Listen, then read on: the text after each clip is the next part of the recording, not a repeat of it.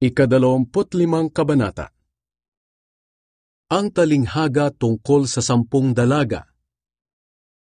Ang paghahari ng Diyos sa araw na iyon ay maitutulad sa kwentong ito.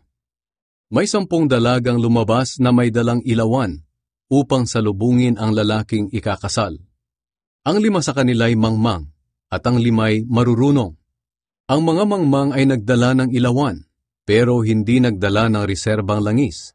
Habang ang marurunong naman ay nagdala ng reserbang langis para sa kanilang mga ilawan.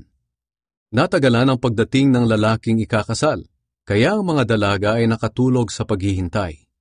Nang hating gabi na, biglang may sumigaw, "Nariyan na ang ikakasal! Halikaya't salubungin ninyo!" Nagising ang 10 dalaga at inihanda ang kani-kanilang ilawan. Sinabi ng mga mangmang sa marurunong, "Pahingi naman ng kaunting langis. Malapit na kasing mamatay ang mga ilawan namin." Sumagot sila, "Hindi pwede, dahil hindi magkakasya sa atin ang langis. Pumunta na lang kayo sa tindahan at bumili ng para sa inyo." Kaya umalis ang mga mangmang na dalaga para bumili ng kanilang langis. Habang wala sila, dumating ang lalaking ikakasal. Ang 5 nakahanda ay sumama sa kanya sa handaan. Pagpasok nila, isinara ang pintuan. Maya-maya'y dumating na ang 5 mangmang na dalaga at nagsisigaw, "Papasukin niyo po kami." Pero sumagot ang lalaki, "Hindi ko kayo kilala." At sinabi ni Jesus, "Kaya magbantay kayo, dahil hindi ninyo alam ang araw o oras ng aking pagbabalik." Ang talinghaga tungkol sa 3 alipin. Sinabi pa ni Jesus, ang paghahari ng Diyos ay maitutulad sa kwentong ito. May isang taong papunta sa malayong lugar, kaya tinawag niya ang kanyang mga alipin at ipinagkatiwala sa kanila ang pera niya. Binigyan niya ang bawat isa ayon sa kani-kanilang kakayahang magnegosyo. Binigyan niya ang isa ng 5,000, ang isa naman ay 2,000, at ang isa pa ay 1,000. Pagkatapos ay umalis na siya. Ang alipin na binigyan ng 5,000 ay kaagad na umalis at ginamit sa negosyo ang pera. At tumubos siya ng 5,000. Ganoon din ang ginawa ng alipin na binigyan ng 2,000 at tumubos siya ng 2,000. Pero ang alipin na binigyan ng 1,000 ay naghukay sa lupa at itinago roon ang pera. Pagkalipas ng mahabang panahon, bumalik ang amo nila at ipinatawag sila upang magbalita tungkol sa perang ipinagkatiwala sa kanila. Lumapit ang alipin na nakatanggap ng 5,000 at sinabi, "Heto po ang 5,000 na ibinigay niyo sa akin, at ang karagdagang 5,000 na tinubo ko." Sumagot ang amo niya, "Magaling, isa kang mabuti at tapat na alipin. At dahil naging matapat ka sa kakaunting ipinagkatiwala sa iyo, ipapamahala ko sa iyo ang mas malaki pang halaga. Halika't makibahagi sa aking kaligayahan." Pagkatapos lumapit naman ang alipin na binigyan ng 2,000 at sinabi niya, "Heto po ang 2,000 na ibinigay niyo sa akin, at ang karagdagang 2,000 na tinubo ko." Sumagot ang kanyang amo, "Magaling, isa kang mabuti at tapat na alipin, at dahil naging matapat ka sa kakaunting ipinagkatiwala sa iyo, ipapamahala ko sa iyo ang mas malaki pang halaga.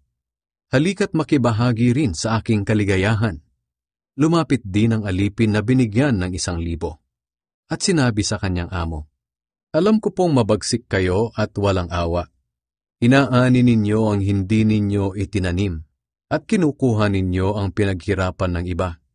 Natakot po ako kaya ibinaon ko ang pera nyo sa lupa. Heto po ang 1,000 na ibinigay nyo sa akin." Sumagot ang kanyang amo, "Masama at tamad na alipin!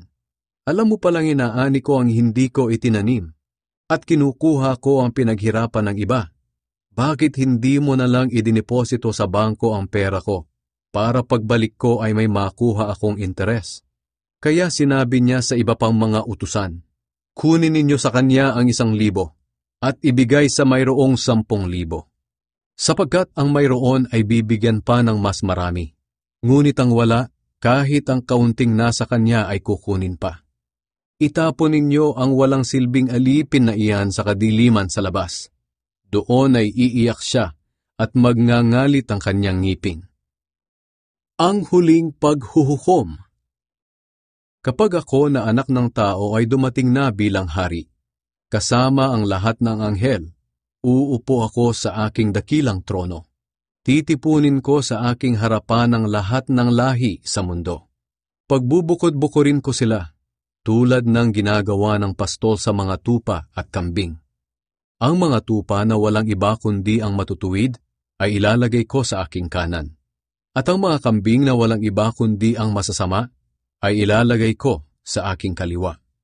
Pagkatapos bilang hari ay sasabihin ko sa mga tao sa aking kanan, "Hali kayo, kayong mga pinagpala ng aking ama.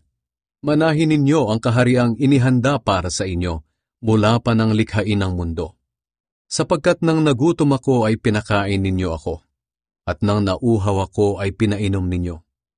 Nang naging dayuhan ako ay pinatuloy ninyo ako sa inyong tahanan, at nang wala akong maisuot ay binihisan ninyo.